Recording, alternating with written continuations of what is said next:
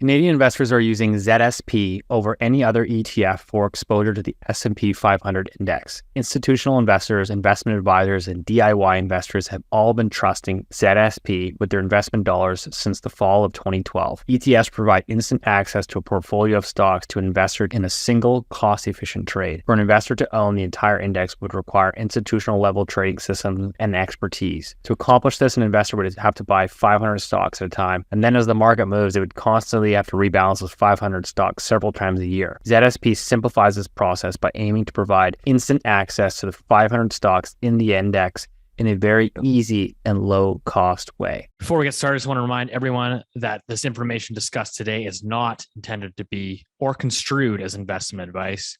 Please consult a professional advisor before putting a loonie in any of these financial markets. The dirty secret is that no one's ever going to get paid back. People have the shortest memories when it comes to investment. We just got to get Keith into Bitcoin. Hey, there's a bubble.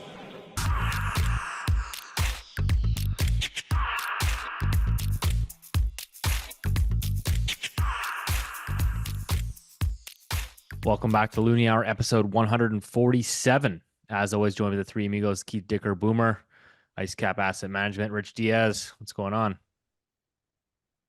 Me? Nothing. It's hot. Anyone? It's way too hot. No, I've had a freaking amazing weekend. Friends getting married in a couple weeks, and I went. Probably had the best weekend of my life. We just basically sat on the dock, and we just drank beers, and the weather was amazing. It just was really one of those perfect summer days in Quebec True by Canadian the lake. summer. Yeah, true Canadian summer. We went fishing.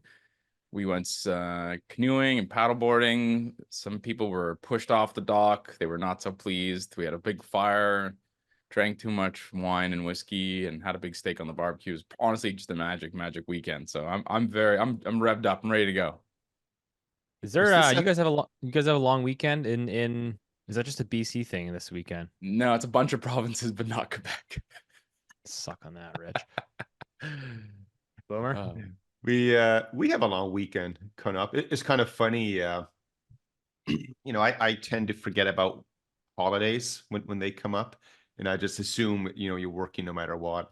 So one of my colleagues, he always has to remind me that, hey, Monday's a holiday, Canadian markets are closed, US is open, and all that stuff. So I do know there's a holiday on Monday. That's pretty good.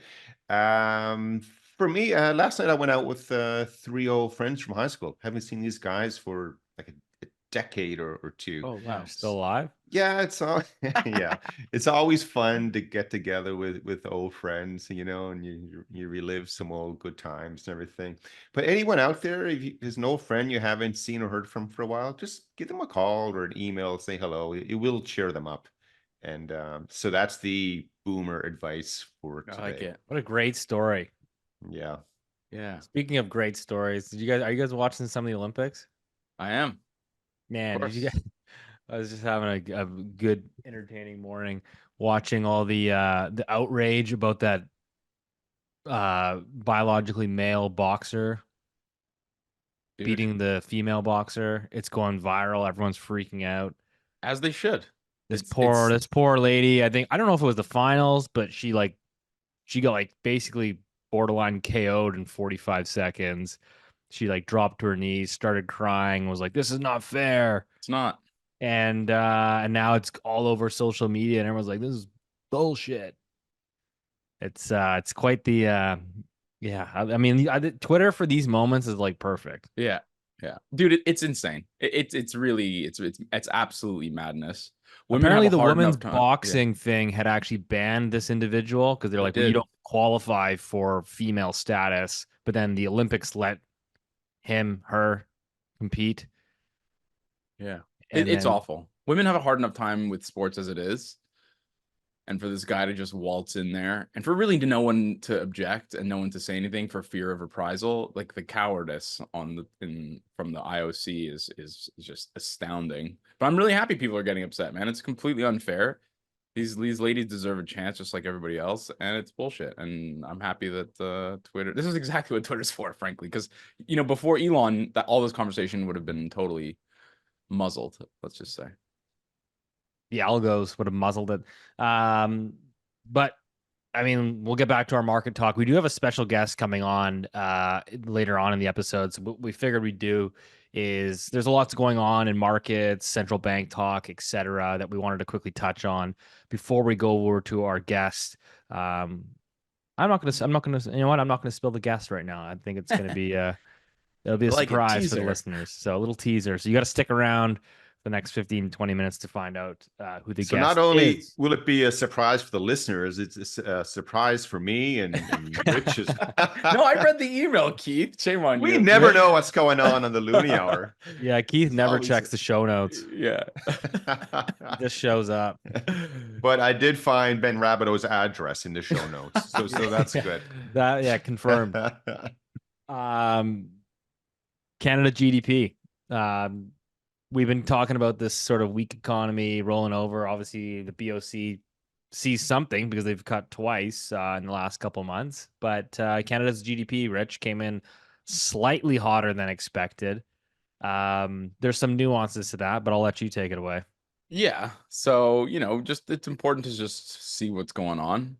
I always get a little confused about these monthly GDP numbers because it really should be quarterly. How do you calculate the entirety of an economy month over month? It's a bit interesting. But anyway, so it went 0.2. But to be clear, that they round up for that to 1 decimal point. So it's just barely over 0.15. Anyway, so real gross domestic product rose 0.2. Goods producing sort of was the main contributor, 0.4. And then it said overall 15 of 20 sectors expanded in May. Services producing industries edged up 0.1. So that's a really kind of one of the sort of the negatives. In the manufacturing, you'll be happy to know that there's non-durable goods and then there's durable goods manufacturing. In the non-durable goods, you'll love this. It was increases in petroleum and coal product manufacturing. Which really was like a big bump. So petroleum refineries was up 7.9%. That rebounded from the April low. In the durable goods manufacturing, you got furniture, miscellaneous products, whatever, and then auto assembly plants. Autos were a drag, but that's because they were retooling. So different things. If you look at the sort of the different, there's a bar chart in the PDF. And that really sort of gives you a clear indication, maybe we can put it up, of what's going on. And in that, you could see that the biggest the second biggest contributor was the public sector. And that includes educational services, healthcare, social assistance, and public administration. And that was a big contributor. So, it's, again, if you annualize that 0.2, it's still lower than the population growth, which means our GDP per capita, which is all that matters, fell again. But so I guess it's just sort of a middling, mid-range number, really. I don't think it was excellent, even though it beat expectations. You missed it. It's been 2 years now. 2 years of declining real GDP per capita. Yeah, it's been 8 quarters. So somebody do the math on that. Yeah, I can do the math on that. I think it's 2 years. Oh.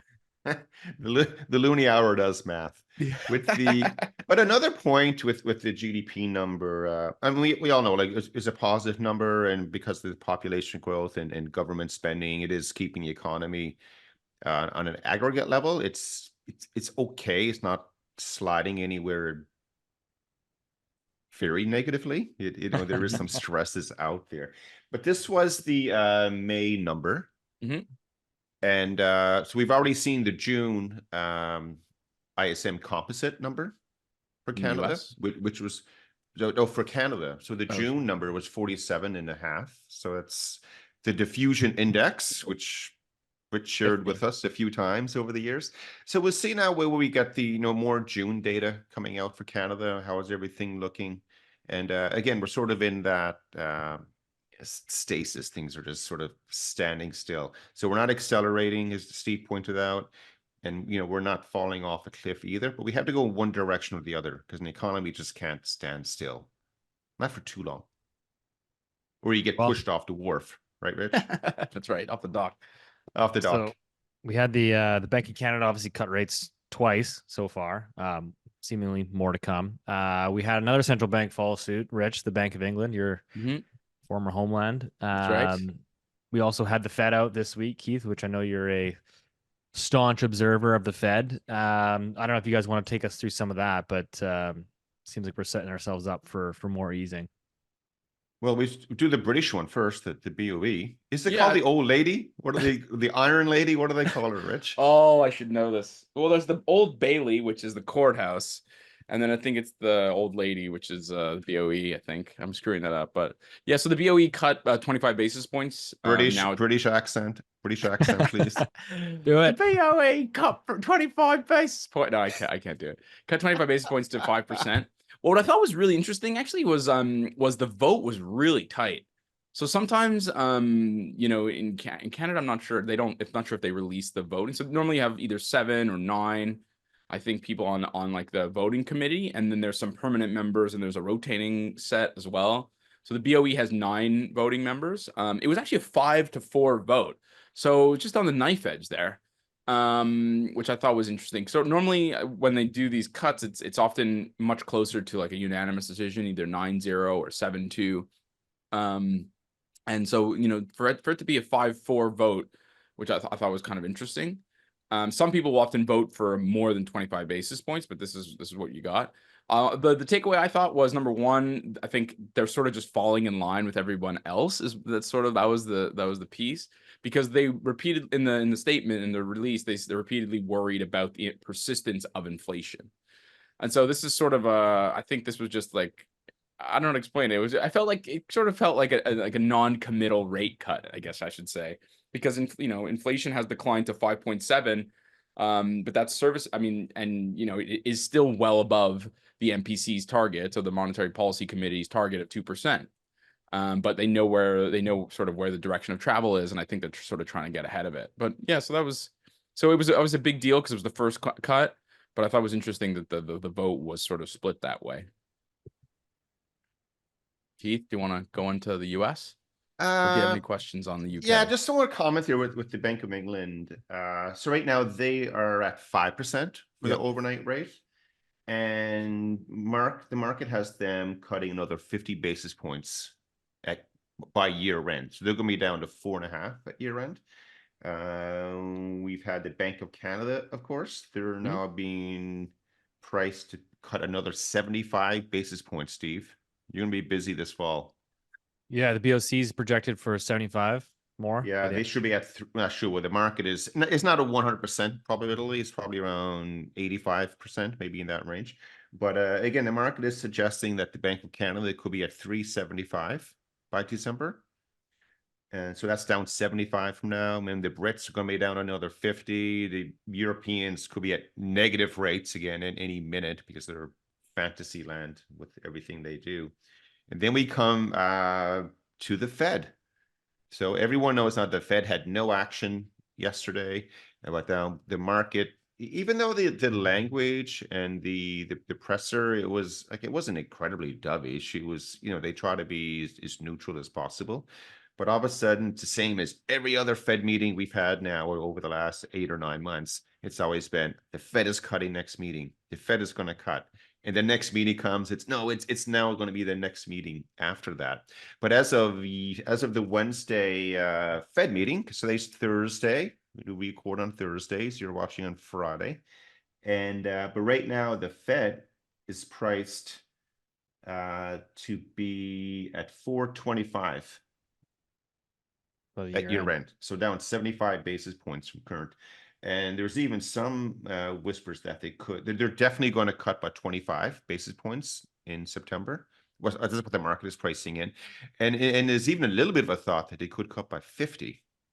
So that's something you really have to unpack, Steve. It's like, why are all these central banks in the world looking to cut rates all at the same time and very aggressively in a very short time span? And like some people say, okay, inflation is coming down, so they have slack in the economy, they can try to bring it up. It might, more importantly, probably be focused on, hey, the economy is going to roll over here. So that's why they would be aggressive cutting rates. But for the Americans, we'll see where they go. But because of the Fed meeting on Wednesday, The US dollar got mullered in the afternoon. Equity markets were blasting off, the bond market, everything did well on that day except for the dollar. Now this morning, it's everything, all those gains have been given up again. So equities are down 1 to 1.5%. The Canadian dollar is back where it was before the Fed meeting. Everything is deteriorating. And so a lot can happen in 48 hours in the investment world. And it's usually 48 hours, that's 2 days. And that's always Rich's weekend. Indeed. Yeah, But yeah. just can I just jump in? Sorry, one thing with the Bank of England is similar to Bank of Canada is sort of the projections, and Keith will love/hate this, but the projections for GDP growth are extremely benign. So they actually raised their GDP projections. So they have just like Canada has like a quarterly monetary policy report, the UK does the same. And the projections for GDP growth actually rose. So even though they're cutting, Keith, they're still sort of expecting sort of benign growth outlook, sort of this soft landing where unemployment rates rise a little bit and GDP growth continues to be okay, and CPI comes down. So it's just funny how we're seeing some patterns across these central banks. And again, I don't see that happening with the soft landing. But yeah, sorry, Steve, that was what I just wanted to throw in there. No, we'll circle back on some of the market talk. I think there's still some things to touch on here moving forward as we get into the long weekend. Suck on that, Rich. But we do have a special guest, and a drum roll, Keith. Drum roll. Drum roll. David Knight Legg is our special guest today. He's a former advisor to governments, energy, and financial services firms. He's chairman of Intelligence Squared debate forums and the chairman of Elements Capital Advisors. He's getting pretty active on Twitter these days, but we really wanted to bring him in to the show to talk about Canadian energy, oil and gas, as well as what's happening recently in Jasper. He's was previously involved in the parks boards there, so kind of a local knowledge that we can kind of bring on to really chime in. So without further ado, let's cut to that interview right now. David, welcome to Loonie Hour. Hey, thank you. We teed you up here before we hit record, but if you want to just give the listeners that maybe are less familiar with you or your past work, I guess, give us some of your sort of background, history, and kind of what you're up to today. Sure. Well, part of the reason that I, write a long form note on Twitter once in a while is because I left running. I was head of strategy for a global bank in Asia. But I'd grown up in Alberta, and my old friend Jason Kenney called me up one day and said, "Look, I'm going to run for premier. I'm putting these two, sort of antagonistic parties on the right of the spectrum together, and we're going to try and take this thing back. It's gone hard left, unfortunately, under the NDP, and they've destroyed the budget. And I need you to think about coming back. If you're ever going to do some public service, why don't you come back?" And so I came back and resigned my job.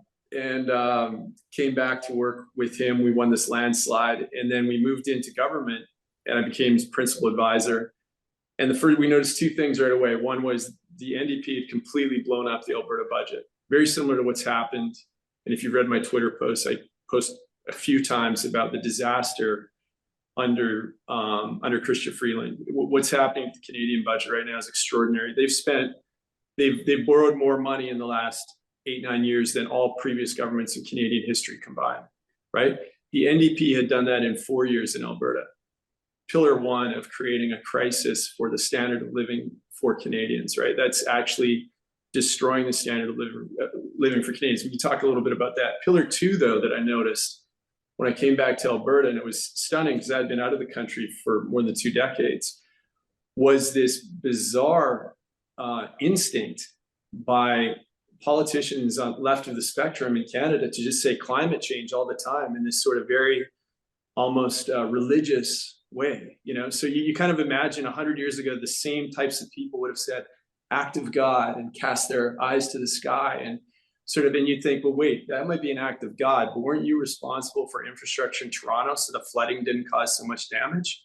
Like, we get it, it's an act of God, but your job was to make sure that our cities were resilient against the act of God. We know are going to come once in a while, like flooding in Toronto that's happened before. You were supposed to get the city ready for that. Did you do your job? Libby Chad didn't do her job, but she talked about climate change.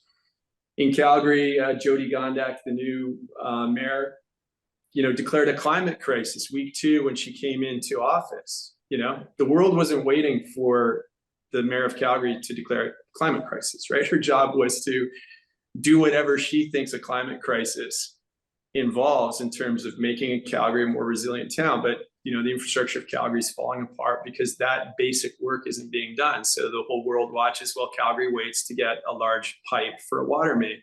It's totally embarrassing, right? And yet this green climate fixation obsession at a federal level became a key part of many of the debates that I ended up having as principal advisor to the Premier of Alberta with the feds. One of those debates was with Parks Canada. And that's a debate that goes back 2 decades. And the debate basically has a background to it. But the background is Parks Canada is one of the very few places on earth where they still believe in a 1970s style leave it to nature environmentalism. I mean, their policy is sort of the bell-bottoms version of forestry management, right? They still don't believe anybody should do anything in the national parks that isn't consistent with what nature would do if nature was running the national parks. One big problem with that, once you've ring-fenced a large area of land and you've automatically made it unnatural by ring-fencing it and not permitting all kinds of natural processes to happen in it, you're creating a greenhouse effect in that land that is going to cause a huge problem, and it's going to create a tinderbox, because normally prairie fires sweep up into the mountain ranges and clear out the deadwood every 30, 40 years. So if you're not going to allow a natural process to take place, you have to take other steps to deal with that. Other countries do this around their mountain resort towns and in their national parks, do it all the time. Parks Canada is still stuck in a sclerotic, bureaucratic, lazy, unresponsive theology of climate that's lost a few decades back in the 1970s. And they've been warned for 2 decades, if you don't change your ways on this stuff, these mountain resorts and the towns themselves are going to burn down. They're going to burn down. They were warned about it 25 years ago. They were warned about it 20 years ago. When the pine beetle came in, they were warned that the pine beetle would create dead tree stands. That would create a huge fire hazard. They ignored that. It wasn't natural to try and deal with the pine beetle. Then in 2017, where it became an obvious crisis and Jasper's turned into a tinderbox, it went on the floor of the House of Commons. It went up, and if you read the papers in 2018, there were about 15 stories about this. And it was all actually about Jasper. So people were saying, this is actually a fundamental problem. You've got to do something about it. Parks said at the time, Environment Minister McKenna said, we're going to do something about it.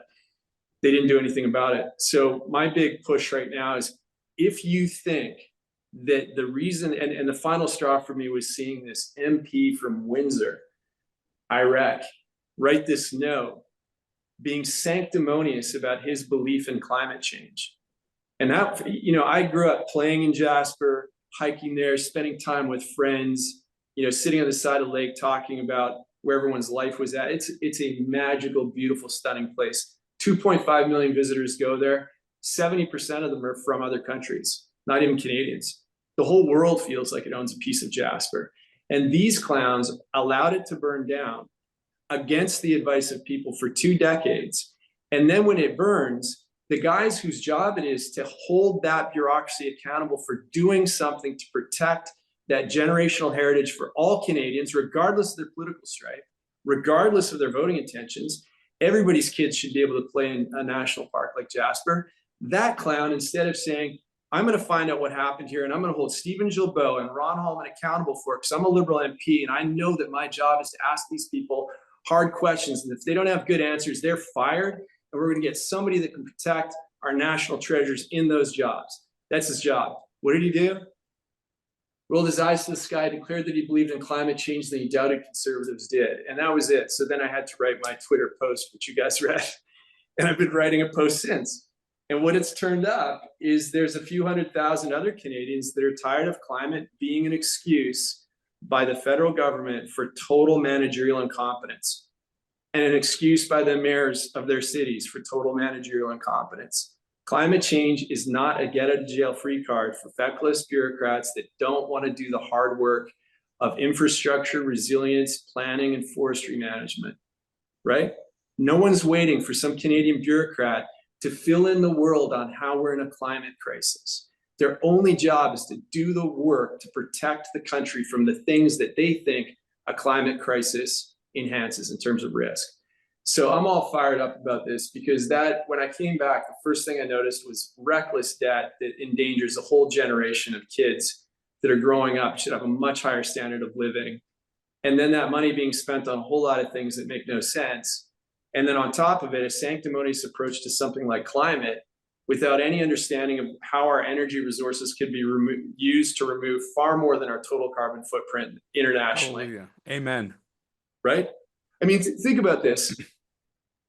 India alone, forget China. China is my favorite because, you know, I lived in Hong Kong for 20 years. So I talk a lot about China. I ran businesses in both Beijing, Shanghai, Guangzhou, Shenzhen, Hong Kong. I know a lot about China. China's increases from coal-fired emissions in 1 year alone is more than the total 30-year target of this federal government. 1 year increases only from coal emissions in one country is a greater amount of emissions than the total target of this Canadian government. Not only that, this Canadian government has done it for the first 4 years they ran this. This is something they don't say. Emissions went up by 14 million tons. So the Liberal Party came in on a climate agenda, have governed emissions going straight up the entire time they were in government until COVID hit. Then the pandemic brought them down. And the last year we have post-pandemic, at least part of the year, is 21 to 22, and emissions went up 10 million tons. The first year they managed it post-pandemic. These are not people that know how to manage climate-related issues or emissions. And at the same time, when we were in Alberta and we said, hey, we got an idea. It turns out that the number one way that the planet has decarbonized all over the world, removing 800 million tons in the United States, removing 750 million tons in Europe, the number one way is moving from coal to gas on the electrical grid. So you know what we can do?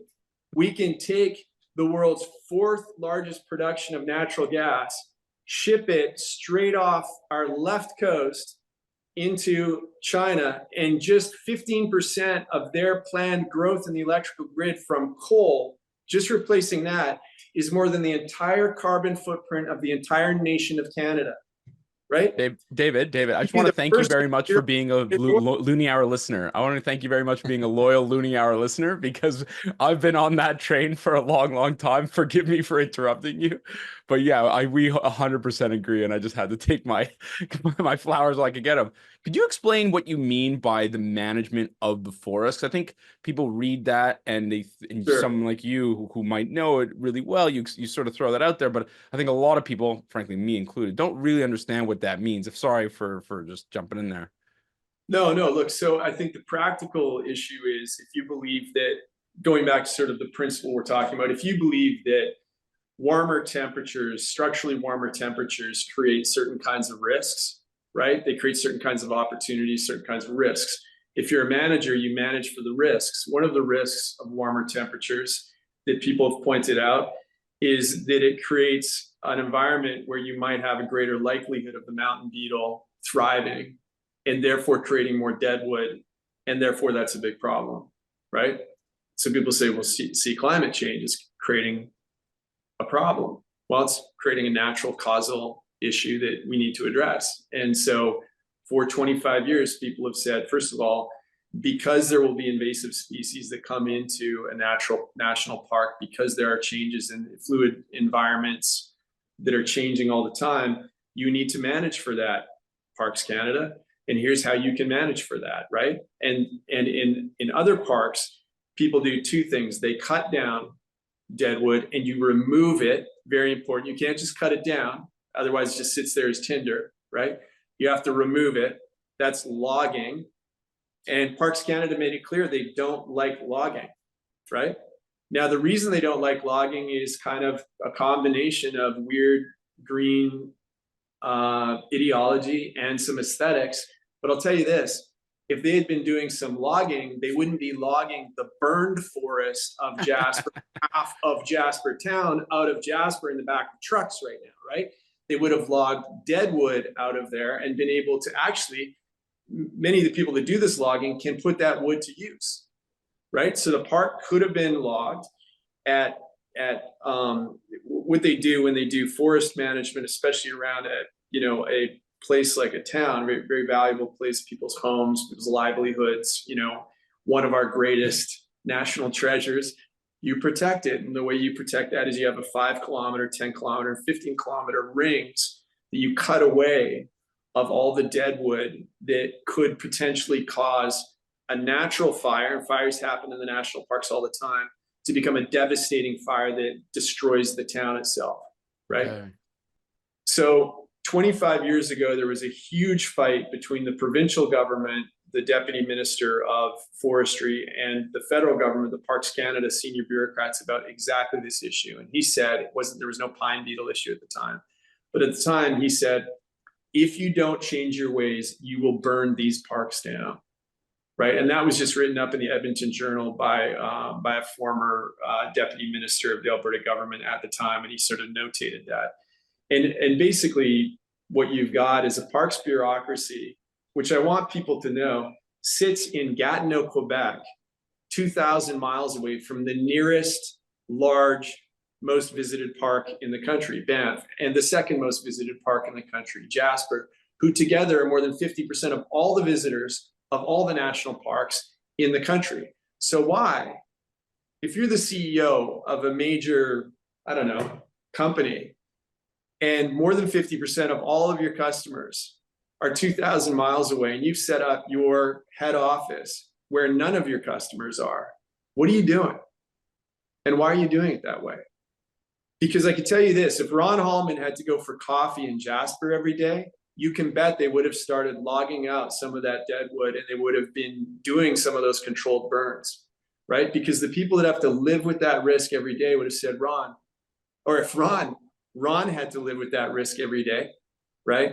If Ron and his wife and kids were living in a fire belt, concerned about all the dead wood looking like kindling around it for 8 long years, wondering when Parks was going to get off their ass and quit showing up at work 2 days a week because federal bureaucrats are allowed to do that, right? If that was happening, if he was there, you can bet there would be a very different level of response to these things, because you can't be that far away from the problem, or you can't be close to the problem, ignoring it to that degree. So I think we have structural issues at Parks Canada. I think right now we just have transparency issues. I think there is no reason why these guys, Stephen Gilbeau and Ron Hallman, shouldn't be showing us what was the Jasper fire strategy? What did you do about it? Exactly when did you do these burns? And let's just see. And let people that know forestry management comment on it. Why not? Last time I thought we were an open democracy, we're allowed to see this stuff. Sorry to interrupt the show. A quick message from our sponsors. Ever been lost abroad searching for Wi-Fi and all you found was frustration? Introducing Saily eSIM, the ultimate travel companion brought to you by Nord Security. With Saily, you can avoid outrageous roaming costs. Compatible with both iOS and Android, Saily is so easy to set up. First, download the Saily app and install your eSIM with a simple tap. It's quick, easy, and hassle-free. Next, choose a plan that suits your travel itinerary, whether you're off to London, Mexico City, or visiting Rich's family in Portugal. Saily has a plan for over 150 countries, and with a variety of options, you can find the best rate that match your needs and the duration of your trip. Activate the eSIM before you travel and connect instantly when you land. No internet required. This ensures you're ready to go as soon as you arrive. With Saily, you stay connected wherever you are, cut those fees, and enjoy 24/7 chat support. No more waiting in airport lines or dealing with sketchy SIM card sellers. Just download once and you're good to go. So easy, even the boomer can do it. Go to saily.com/LoonieHour and use the code LoonieHour to get an exclusive 15% off your first purchase. Link in the description below. And now, back to the show. David, because I love hearing this perspective on it. So a couple of questions that are completely tied into this. One, can you share with us what's happening in other countries and their national parks, and maybe what's have the same perspective on climate change, but what they're doing to manage the forest or not? Like, is Canada doing the same as everyone, or is it unique? No. And then also on top of it, or to the side, wherever you want to call it, you know, they say like every crisis creates an opportunity. Is this crisis that we've now experienced with Jasper, and like the dialogue that you're starting here on the podcast for us today and other people, is this just gonna stay in a silent room with no action or being any change that's going to take place, or is it the government will just continue to go down this road that they've always gone? Well, look, I think the answer to the second question informs the first question. So the answer to the second question is, the government will get away with this for as long as our press decides not to ask any hard questions of Stephen Gilboa and Ron Hallman about what they did and why. The press Why is- asks no hard questions in Canada, David, just in case you're under any confusion. Yeah, well, you know, that's a big problem, because if you don't have a free and open press, and you don't have guys like what you guys are doing, sharing ideas with people and causing people to ask questions, then people that want to be lazy and unresponsive and bureaucratic and actually not do the hard work of changing their minds about things and then changing the policies and the processes around those things, which is really hard work, then Canada will continue to deal with and have to live with and have to accept a very second-rate environment where our kids don't have the national park they had last year in Jasper. So if the press decides not to do that, and if members of parliament decide not to do that, if IREC wants to signal that he cares about the planet by telling us in the middle of a fire in Jasper that he really cares about climate change, okay, that's good. IREC, we know you're a virtuous guy. Now, what are you going to do when you go into the House of Commons in 2 days? Are you going to put up your hand and ask a question why your kid can't go visit Jasper National Park anymore? Because it's not there, because some bureaucrats that we have a record of having been warned that that place would burn for 2 decades, and especially since 2017, just decided not to do the work. And if they decided to do the work, show us what you did. Show it to us. Release your fire strategy, and when you did these controlled burns and cuts, just show Canadians, right? So IREC, if you care about the planet, you care about climate change, knock, knock, right? Opportunity knocks, buddy. Take your MP status, screw up that courage you had that got you so courageous, you wrote the tweet in the middle of us fighting a fire that you really cared about climate change, and conservatives like me don't, right? All that political courage to write that it took to write that tweet, go ahead and put that to work on the floor of the House of Commons. Stand up and demand an answer from Ron Hallman. And what do they do in other countries? And what do they do in other countries, David? Well, look, the simple there's a lot of answers to that, and I'm not technical on forestry management. What I know for sure, and what we ran into with Parks Canada, was other countries just tend to follow global best practices. So in every different sort of managerial process, you've got things that change over time as new conditions come up and people analyze this. And so what happened with us when we were dealing with a bunch of issues with parks, we continued to hear from people in the forestry profession saying they're doing it all wrong and it's not what's happening everywhere else. And if they don't change it, things are going to burn. And we knew that Waterton had just burned 40% of Waterton, and we almost lost the town. So we knew these guys weren't just, concerned, or, the Parks Canada guys were sort of like, well, you're listening to people that are in the logging and forestry industry. And we're like, well, yeah, they know a lot about forestry. So we are, right? I'm not, do I look like a forestry pro? I mean, I've got a brother who's a big, tough dude that lives outdoors. It's not me. But I knew enough to talk to people that knew, and everybody that knew said they're not doing it right. So I don't want to say this country's doing it right, this country's not. What I did run into, where we did a lot of analysis, and I was involved in the analysis and far closer to the front line of the analysis, was we looked at visitor experience in the parks. And what we noticed was the number of park visitors was going up, but the experience of park visitors was going down due to a couple things. One of the biggest ones was traffic and traffic jams. And what we noticed was around the world, especially in Switzerland, Austria, France, Italy, United States, they'd put gondolas in that allowed people to go to summits in a gondola, right?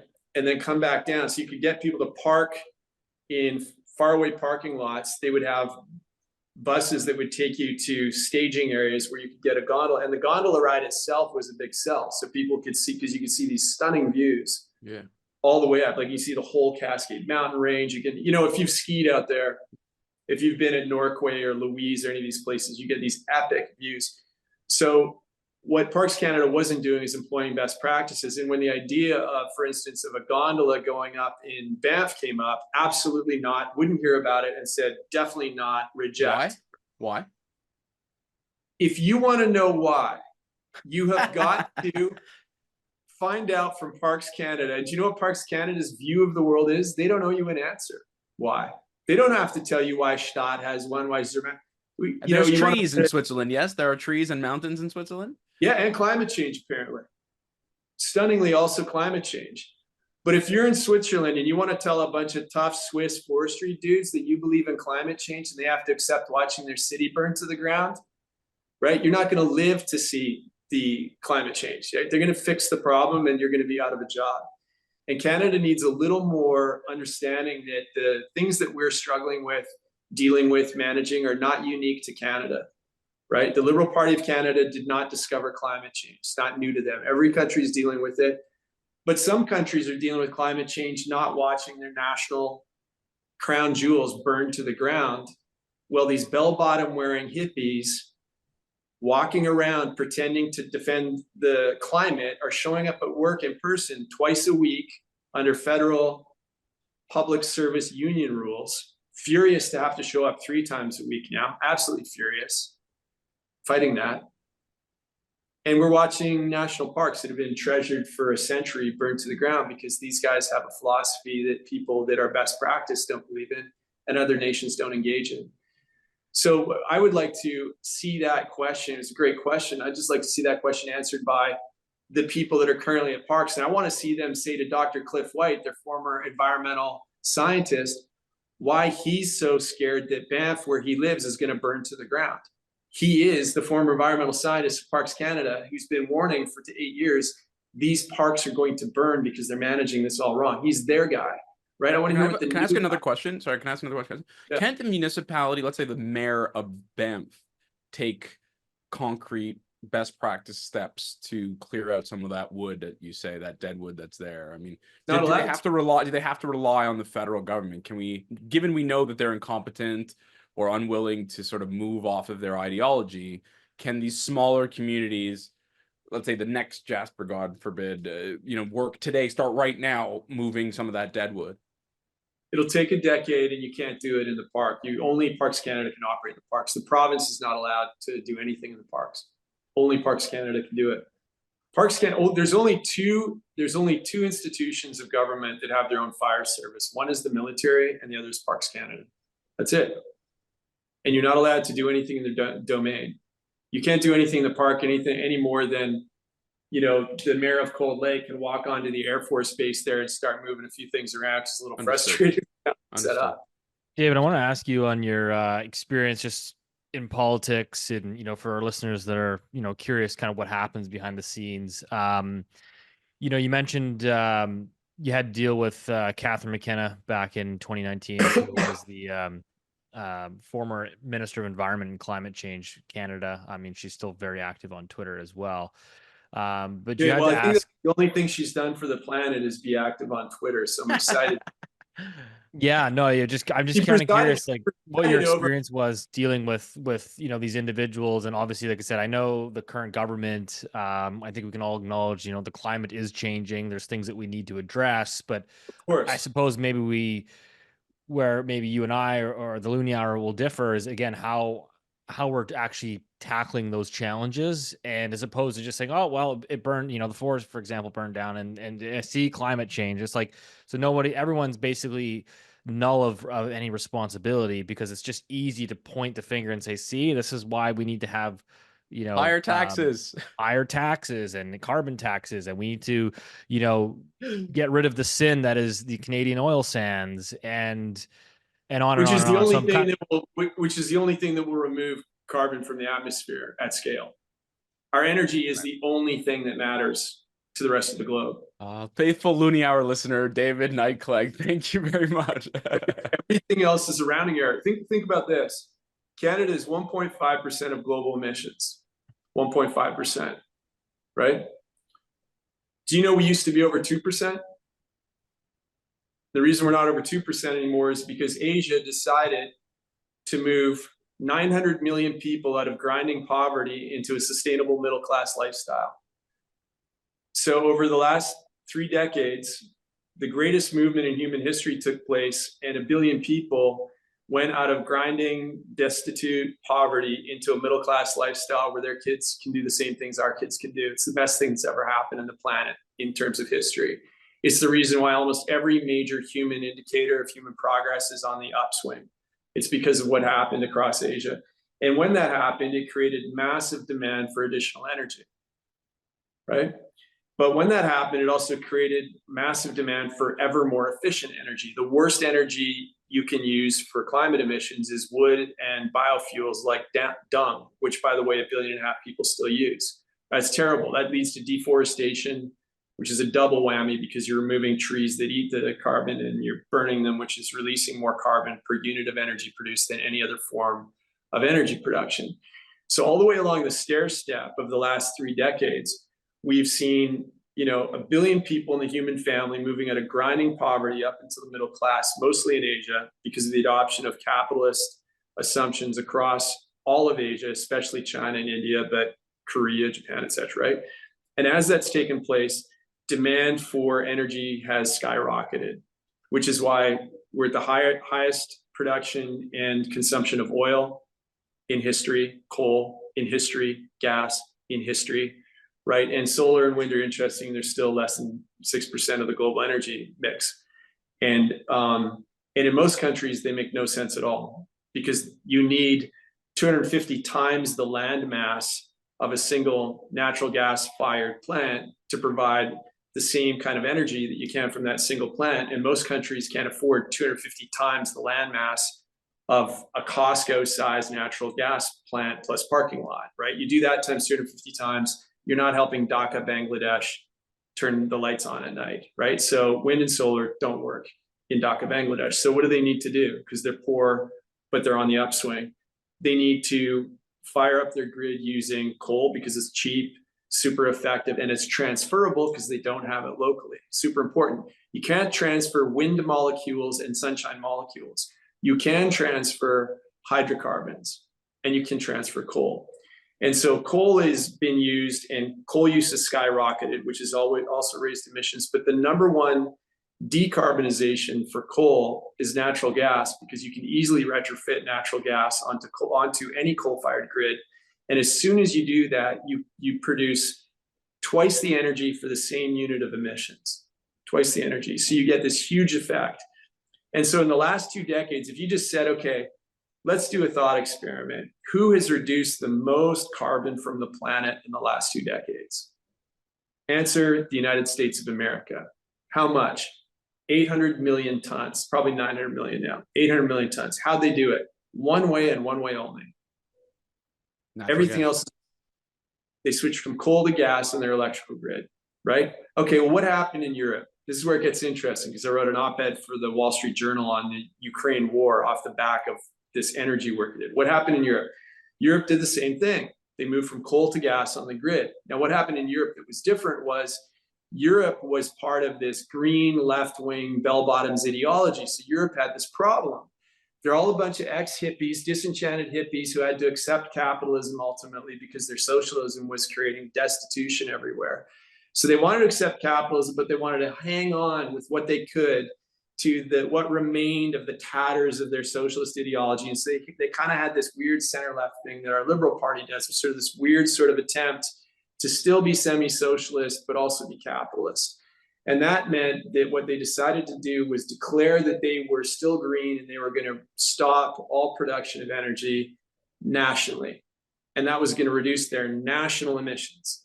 And then what were they going to do? Well, then they're going to do a sidebar deal with Russia and get all of their gas to reduce their coal from Russia, right? Which for 20 years became a problem because you had all these NATO countries slowly being groomed by Vladimir Putin to put their entire economy on a short leash to access to his oil, his gas, and everything else that was too bad to produce in the North Sea or in Germany.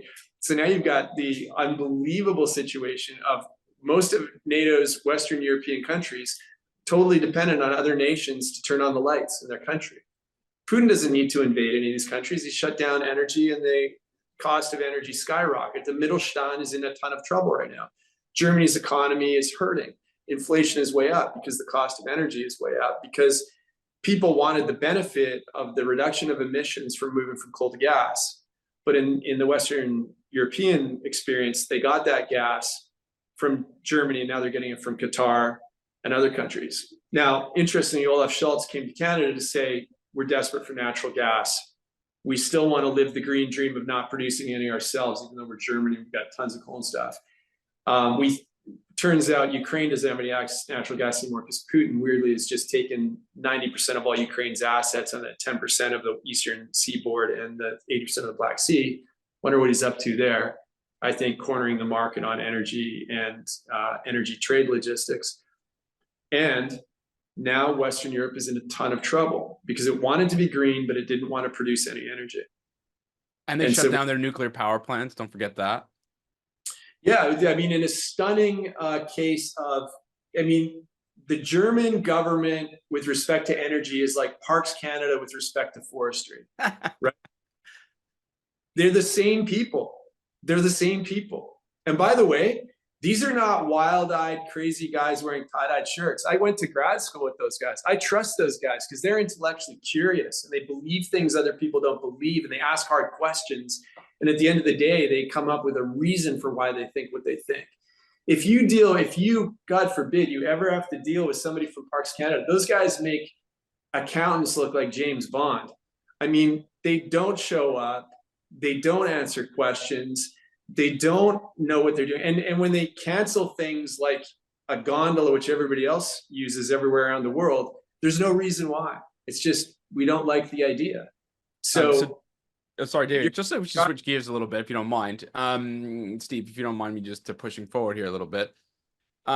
You mentioned, you talked about Canada, and I'm going to read your own quote. You said, why did Canada suddenly lose momentum and become so poor, indebted, unproductive? And then you mentioned three things that are holding back Canada.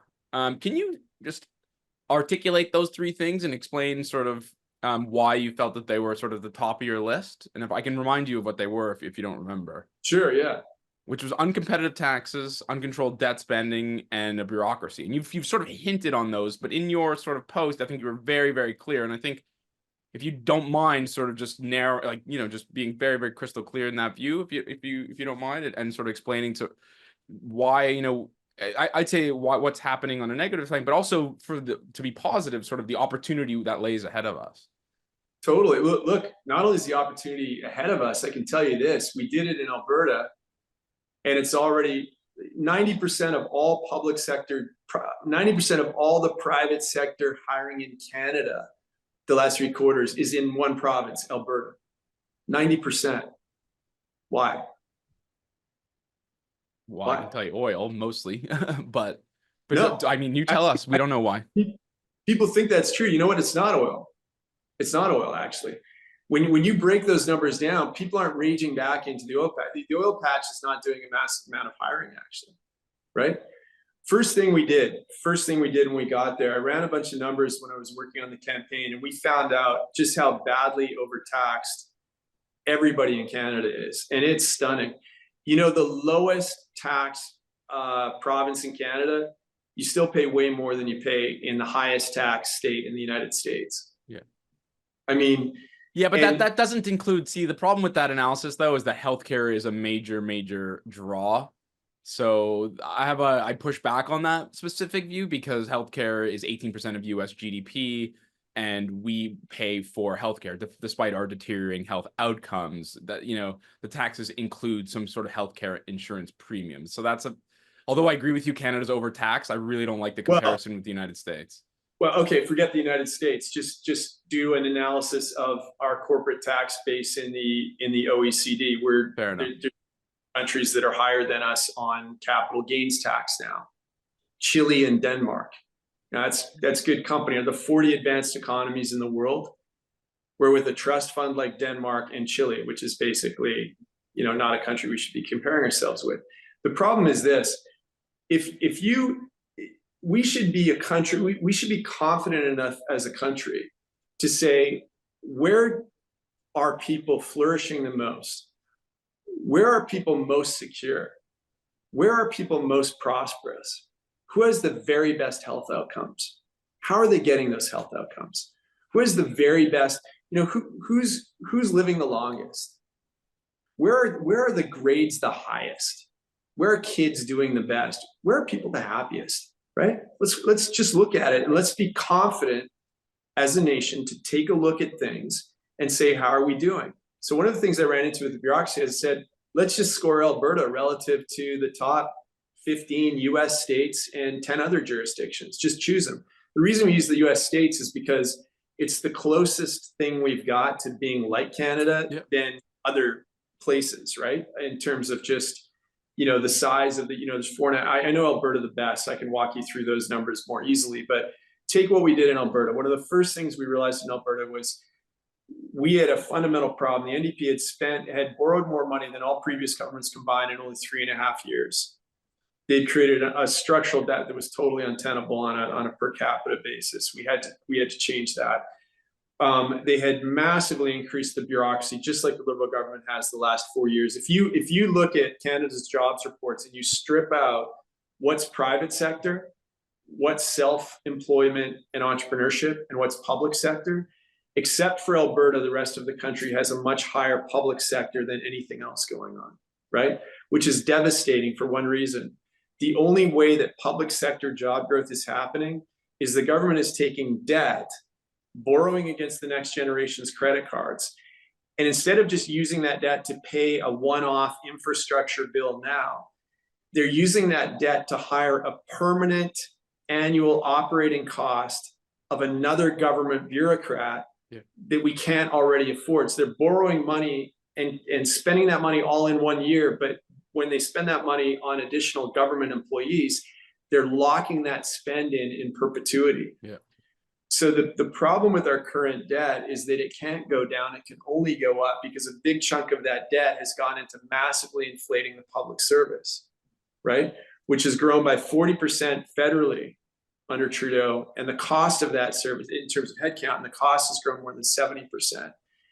So at the same time, so you're like, okay, well, maybe that was a good investment. Maybe under the Harper years, we were too lean and there was more we could do for more people. Maybe kids are doing better now. Maybe there's better public services and more of them. But it turns out in that same period, there's a complete deterioration of every performance metric in the public service.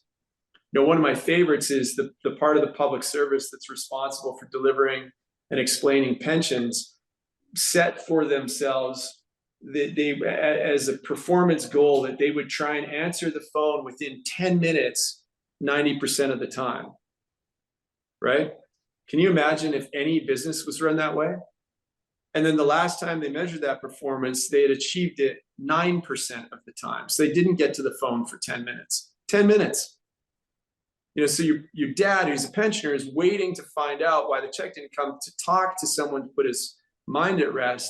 He's not going to get that phone's not going to get answered for 10 minutes. There's a 91% chance his phone call won't get answered for 10 minutes. Is that acceptable? No. Here's the kicker. That bureaucracy inflated itself by 50% in the last 5 years. They inflated the bureaucracy and the performance went down. So I think the theme here is Canada a nation that's confident enough where we can say to the public service, first of all, why are we tied for the highest number of public service and government employees per capita with only one other country, France, which is notorious, right, for its massive sclerotic bureaucracy for the last 600 years, right? Why have we gone to that? Why is Germany running itself on half that number of hours, not 20% fewer? Half, only 11% of German employed people work for the government. Canada, it's over 22%. It's probably 23% now. It's just unbelievable at a time when the performance is dropping. Oh, sorry, go ahead. So taxes, debt, and bureaucracy are very closely aligned to each other. When Chrystia Freeland ran up against the fact that the bond rating agencies, RBC warned a month and a half before the last budget that we were putting our bond rating at risk as a nation, right? So she figured out very quickly in her department that anything more than 40 billion was going to be a disaster if they borrowed any more than 40 billion, right? Because they had mispriced COVID era debt, $413 billion of COVID era debt was mispriced. Do you know about this? Well, I know we borrowed all at 1 and 2 and 3 year duration when we had an opportunity to refinance an entire generation of debt at 10 years. I'm very, very aware of that. That's okay. So get a hold of this. Grounds for being shot as far. I mean, fired. Excuse me. As far as I'm concerned, she is still in this. The fact that a former journalist with zero financial experience, zero, capital. not one iota of qualification, not a CPA, not a CA, not a bachelor's degree, not even a community college degree in finance. Anyways. Slavonic studies and a career in journalism. It's absolutely stunning. And you know, the world has to watch this. One of my favorites is her saying we have the best debt to GDP ratio. In the G7, of course. Are you sure you don't listen to the Loonie Hour, David? Taking that apart? Yeah, no, it's great. We've talked about it, of course. I mean, it's an outrage. You can't compare yourself to the G7, A, and B, she doesn't include general government debt. She only includes federal government debt, which is an obfuscation of Trumpian order. I mean, it's just a totally fake thing. You know how they get to net debt? Sorry? You know how they get to net debt? They assume all of the assets and none of the liabilities of all the pension funds across Canada, Quebec, Ontario, whatever it is. No serious financial thinker of any description across political spectrum believes that is an appropriate way of assessing our financial risk and liabilities, and yet this woman is parading it as a badge of strength and honor. But anyway, listen, I know we're winding out a bit, but can you talk about maybe some some opportunities that Canada has just to be, end this sunny day on a positive note? Look. A lot of people think that Alberta is an energy story. It is very much an energy story. We have record energy production now. We've got TMX done. If we see a different administration down in the States, we could end up with KXL coming back like a zombie. But I think that the amazing thing is, the blueprint that I noticed in Alberta. It's one of the reasons why I never used to be on X, Twitter. But I started writing things because I'm super excited about Canada's potential if we can switch gears. And the great thing about the situation is you can cut taxes. We cut taxes from 12% to 8%. We immediately started seeing deals come into Alberta because especially, by the way, those corporate taxes make very little difference to the energy firms and very little difference to startup tech firms, almost none, because the effective tax rates for those guys are so low because they can write everything off the CapEx expenditures, losses, et cetera, right?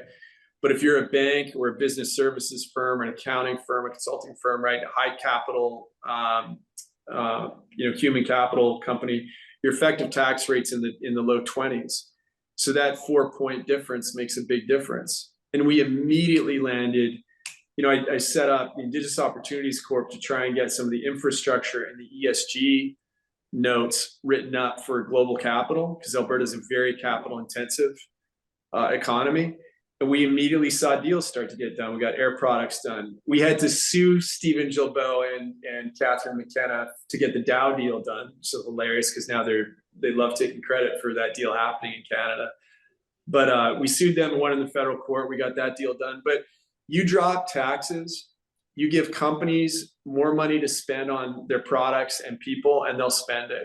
And Canada can drop its corporate taxes. They don't make that much anyway. It's already down because so many companies are going out of business because we're massively overtaxed. We've got a human capital problem. But you can drop taxes, number one. This government can do that and unlock a much bigger proportion of the human creativity and the opportunity. Second thing is you can start red tape reduction. We had an amazing guy named Grant Hunter who went crazy on red tape. We ended up cutting some like 38,000. My favorite new word is green tape. We got to do some green tape reduction, which is all of the dumbest possible 1970s failed ideas in environmentalism. The only place those ideas are still safe is university campuses and the federal bureaucracy. We're stealing that, by the way. Green tape. I like that. We're going to steal that. Yeah. Well, I want to write a note on it. I've been thinking about it. I want to write a note called green tape, because what I want to point out is you're not helping the planet. Or working class people, to be very clear, at all.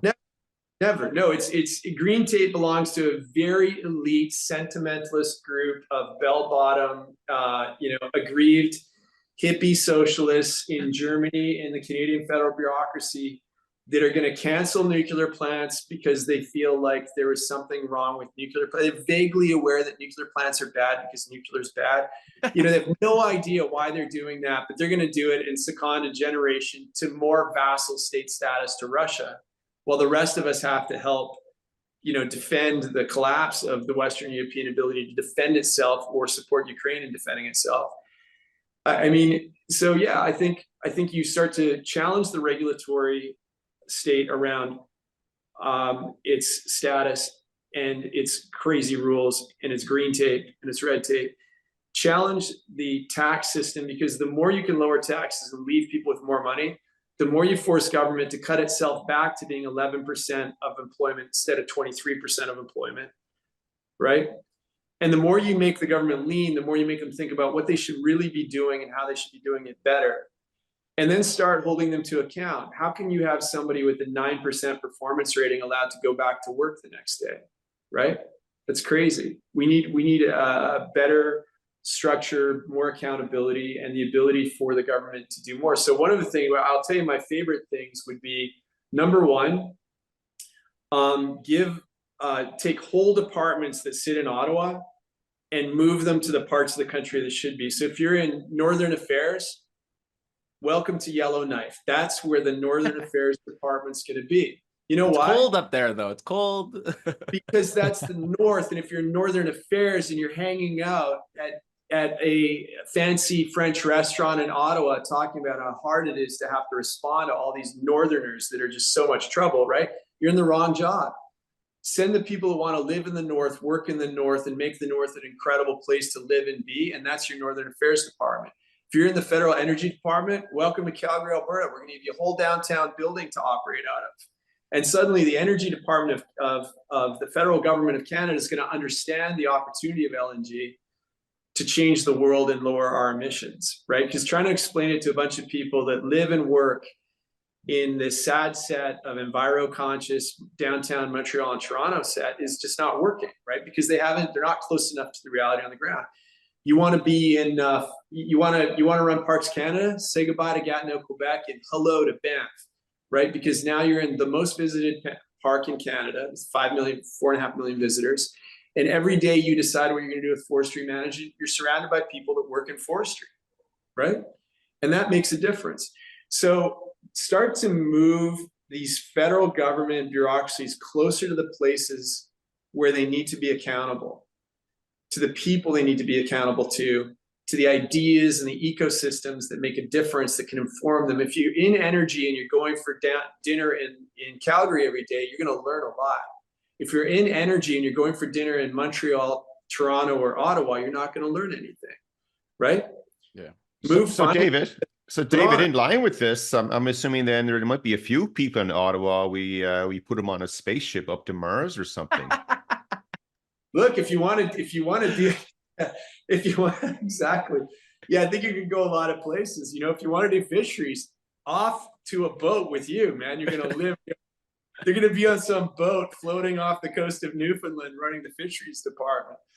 No, we just need to do that, number one. Number two, we need to cut some of these departments completely. And I like what, Javier Milei had to do it because the government was out of control. But, I think we've just got to massively restructure government around what Canadians really need, what works.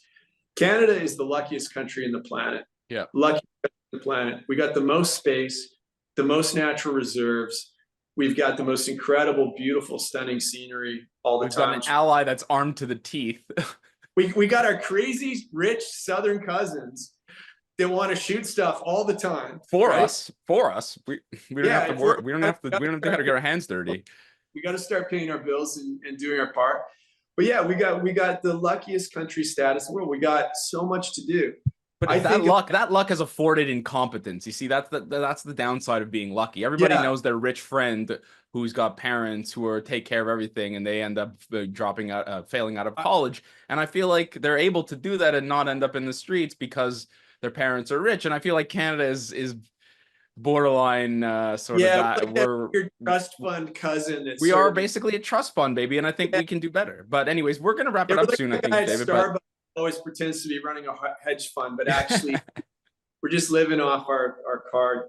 Look, I think we're going to see a lot happen in the next couple of years. I hope Canada gets let into AUKUS, the Australia, UK, US naval submarine warfare thing. I think that's a super important thing that We have people to aren't learn how to talking. keep a secret, though. That's the problem.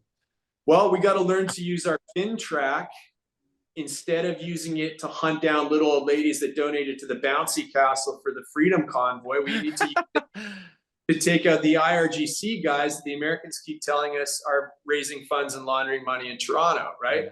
So we got to do a lot, but I think that conversations like this, putting our ideas out there, debating them, kicking them around, making it hard for people to get away with this fraudulent ideas that need to be challenged is what it takes to make sure that places don't burn on the downside, but also that we become the kind of place that our kids really, really, really want to stay in and build business in and raise families in. And that's what's at stake, because thankfully, the next generation gets to choose where they want to live, how they want to build businesses. And if everyone's choosing Costa Rica instead of Canada, I'm bummed.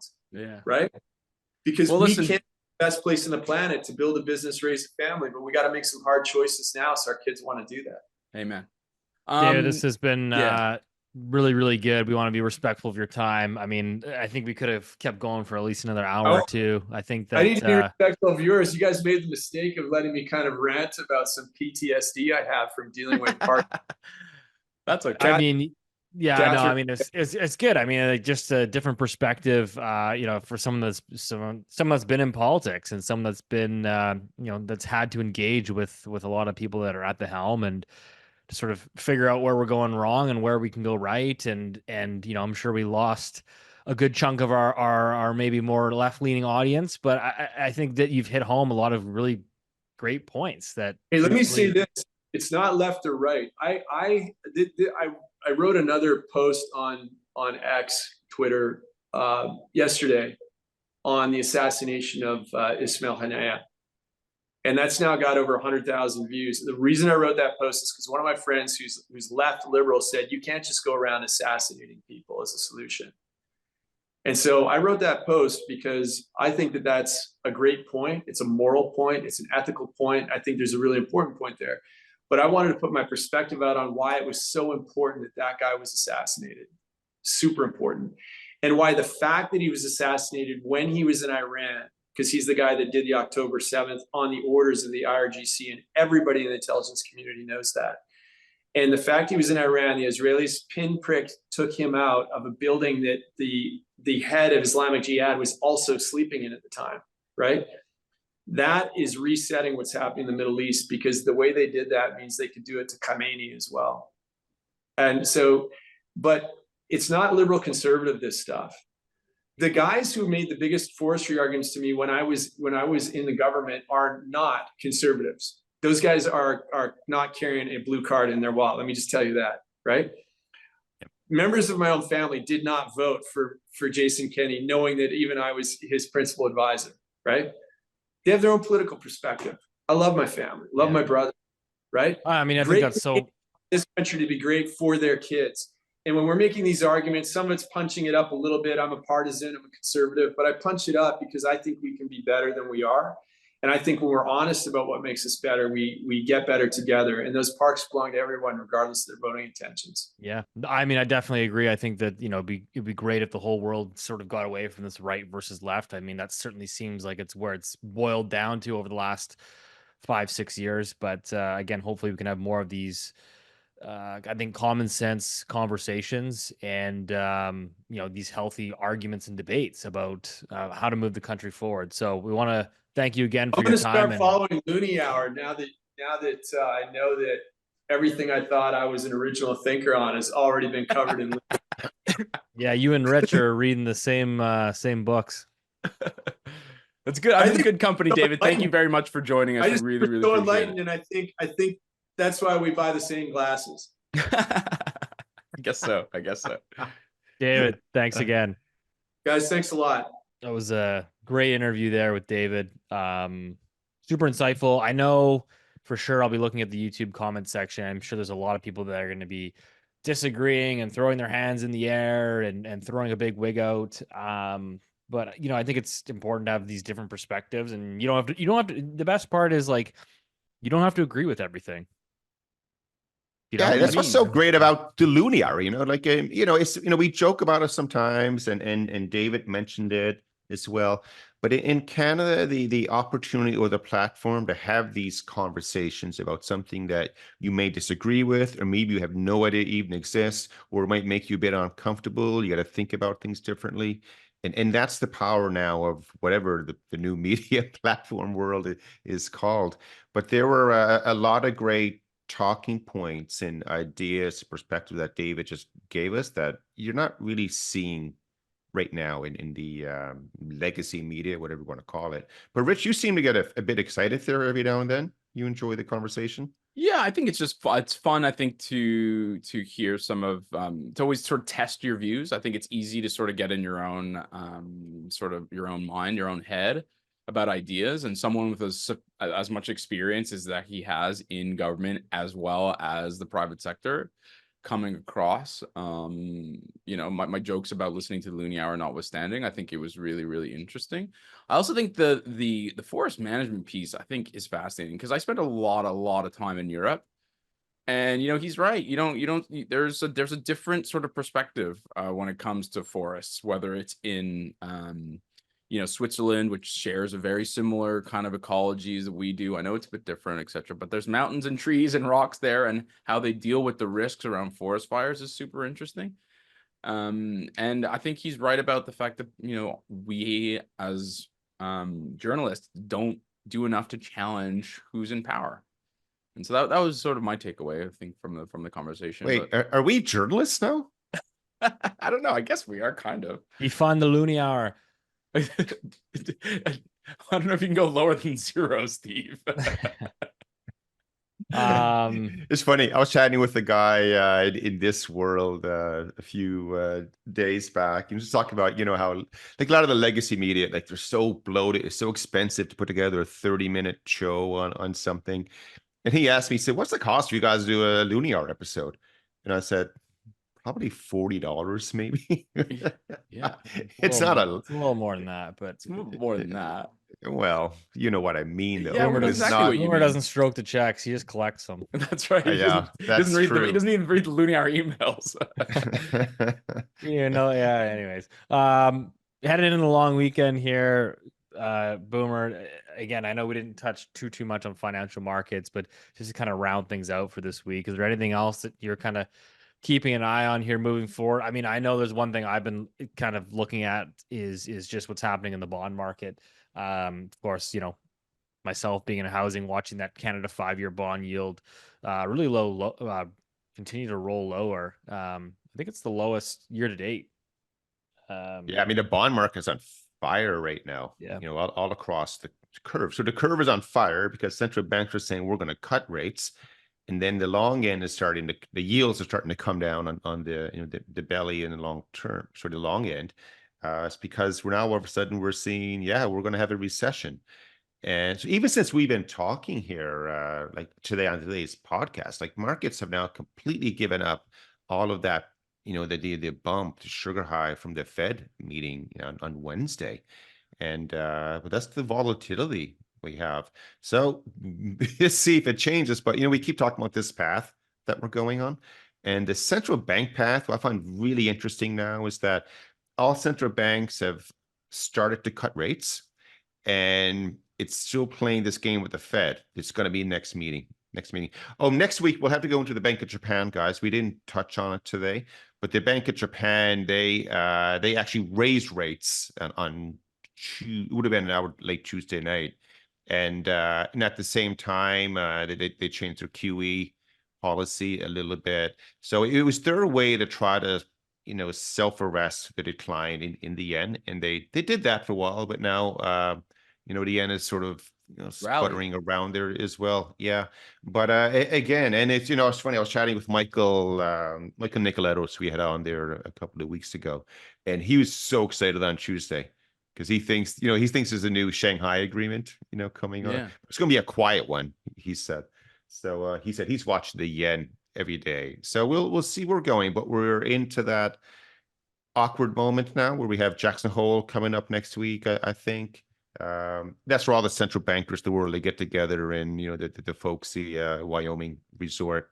And then I think we have 2 meetings left. Is that right, Rich, before the election? Yeah. Or is it 3? Oh, no, for the September Americans? is, I think, the next one. Oh, fuck, I screwed up. No, but for the Fed. How many meetings Oh, before the excuse me. election for the Fed? So the election is November 5th. And that's it. We have one more meeting. Just one more. Yeah, because it's because it's November 7th. So 2 days after the election, I think November 5th is a Tuesday, which is the election, and then 2 days later it's the Fed meeting. So we got one more meeting before the election. Yeah, crazy. Pretty crazy. It looks like Kamala's gaining some ground too. Kamala. Yeah, maybe. Camila. Yeah, the media can as they scrub her entire history. As they scrub her entire history. It's gonna be interesting. Maybe it'll be a closer race than we had expected even 3-4 weeks ago. Dude, you say the internet. They say the internet never forgets until a concerted section of people try to scrub everything that she's ever said. It's totally bananas. But I just wanted to say this: in our world, there's 2 things we all like. Obviously, direction is important and levels are also important. Yes, they're completely arbitrary in some ways, but they do get talked about and they are thought about, certainly. And the fact that the 10-year bond yield, Steve, you stole what I wanted to say. The 10-year bond yield has dropped below 4%. So it's been quite a while since we've been below 4%, which I thought was really interesting. And the other thing, Keith, your favorite, the yen has rallied and is now below 150. So that's quite the rally from 162 just several weeks ago. We've basically smashed down. So those, and usually people who may not know, they often move together. And so it's not surprising that they both moved and crossed these levels, but it is interesting sort of on their own. So I think we need to do a Twinkie bet on the 10-year coming up soon. Ooh. Maybe we'll tee that up for next week. Okay. Macro summer, baby. Yeah. That's it. All right. It's a good place to end it. As always, guys, appreciate the support. If you found any sort of enjoyment or value out of this episode, all we ask that you share it with one friend or family member so we can continue to build the Loonie Hour platform. Hope you enjoy your long weekend, unless you're in Quebec. And we'll see you next week.